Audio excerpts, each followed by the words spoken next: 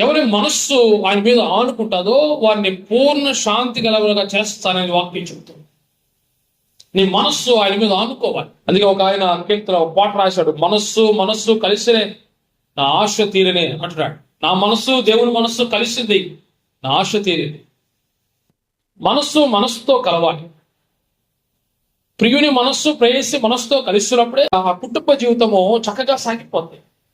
ఏ మనస్తత్వంలో వ్యత్యాసం ఉంటే ఆ కుటుంబం నడవదు. మనస్సు కలవాలి. పిల్లల మనస్సు తండ్రుల మనస్సుతో కలవాలి. గొడవలు లేని కుటుంబాన్ని చూడగలం. భార్య మనస్సు భర్త మనస్సుతో కలవాలి. సర్దుకుపోయే జీవితాలు మనం చూడగలం. విశ్వాస మనస్సు దేవుని మనస్సుతో కలవాలి. తండ్రి కుమారుల యొక్క అనుబంధాన్ని మనం చూడగలం. ఈ మనస్సు ఆయన మీద ఆనుకుంటే పూర్ణ శాంతి సమాధానాలు దేవునికి అనుగ్రహిస్తాడు.